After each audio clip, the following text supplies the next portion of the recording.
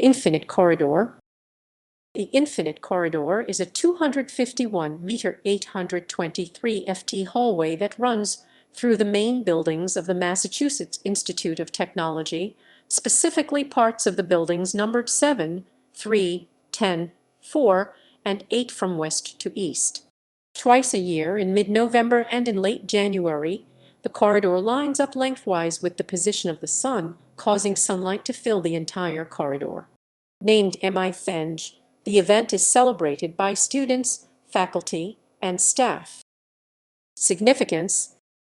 The corridor is important not only because it links major MIT buildings, but also because it serves as the most direct indoor route between the east and west ends of the campus. The corridor was designed as the central spine of the original set of MIT buildings, designed by William W. Bosworth in 1913. The infinite corridor is slightly longer than that of the University Hall building at the University of Lethbridge, Alberta, Canada, which measures 800 feet 240 m long.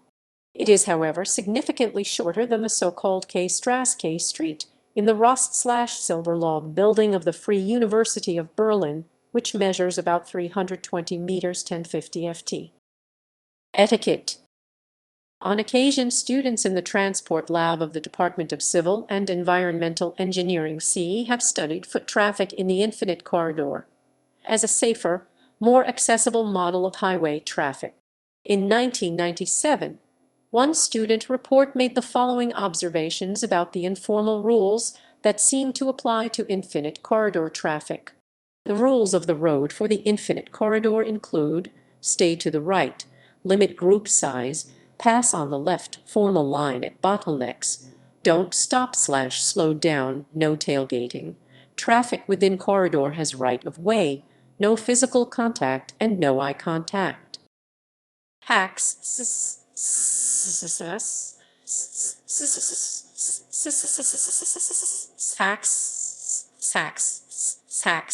Hacks.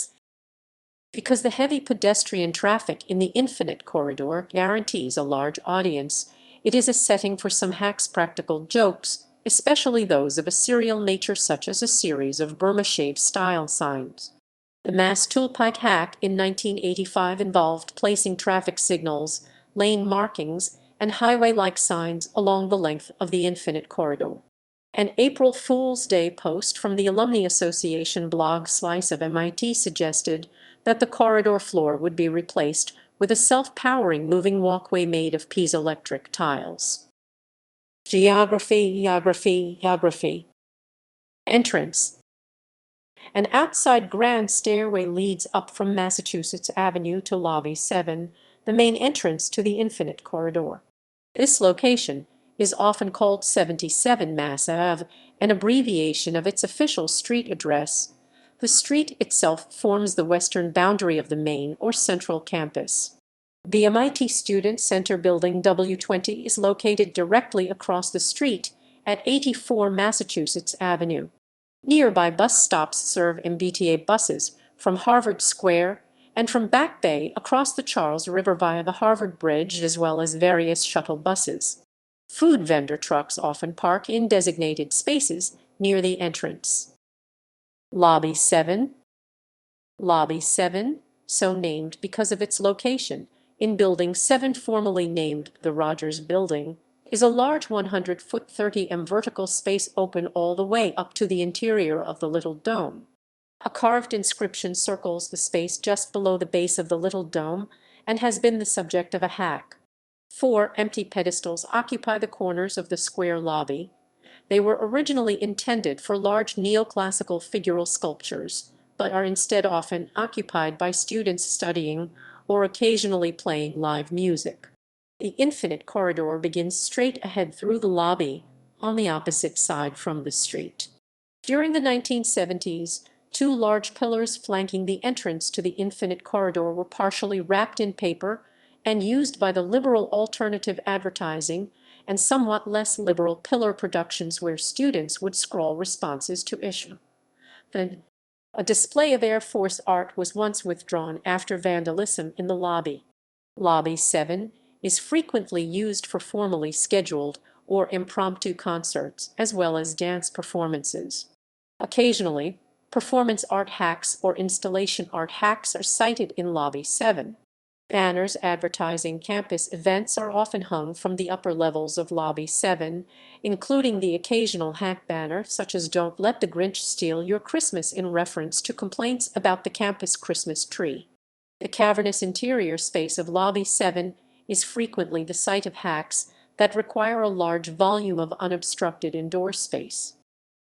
Memorial Lobby Lobby 10, a two-story atrium space at the halfway point of the corridor, informally known as Lobby 10, is part of the McLaurin buildings in Building 10 underneath the Great Dome. In this space, it is quite common to find several booths or tables advertising upcoming events or students engaged in other public activities and demonstrations, such as juggling or dancing. Often, there are fundraising activities, such as selling used books, tickets for shows or concerts, artworks made in the MIT Glass Lab or Student Art Association, or Chinese pastries and other snacks. On November 18, 2013, a formal dedication ceremony was held to rename the Space Memorial Lobby. The travertine walls bear the engraved names of MIT alumni who died in each of several wars, and these inscriptions have been regilded to make them more readable. Different levels. The infinite corridor has 5 levels, the basement and floors 1 through 4. Elevators in Lobby 7 and in Lobby 10 provide access to each floor, as do numerous stairways. The elevators in Lobby 10 also provide access to the Barker Engineering Library via the 5th floor.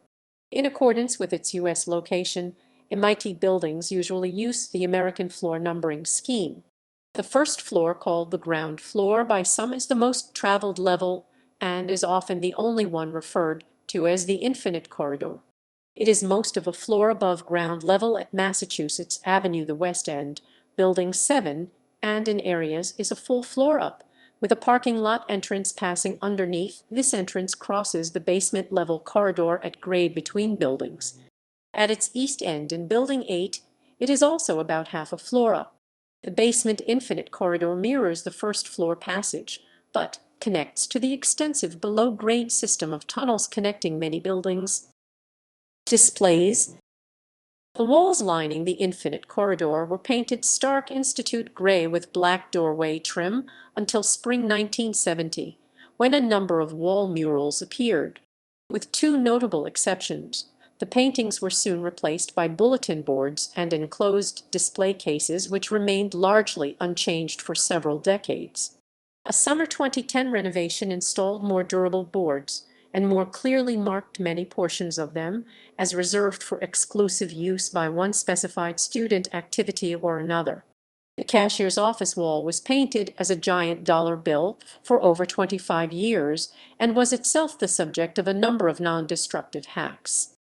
The mural was eventually removed and replaced with a glass wall when the space behind it was converted to a community lounge. A picture of the old wall mural is etched into the glass as a historical marker.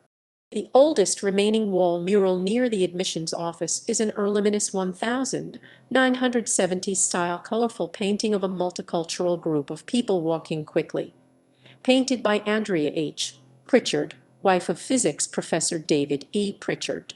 Having survived many renovations and repaintings of the infinite corridor, the mural now is a carefully preserved relic of that era.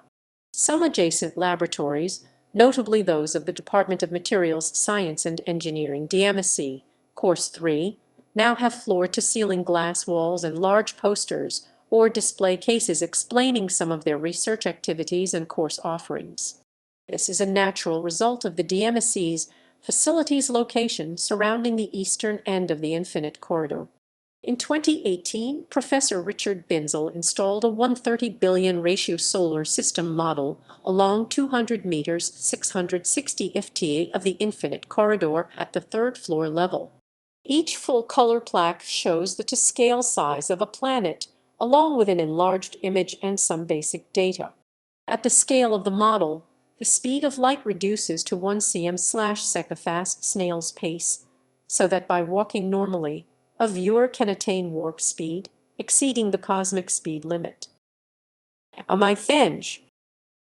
On several days each year, the sun sets in alignment with the infinite corridor and shines along its entire length.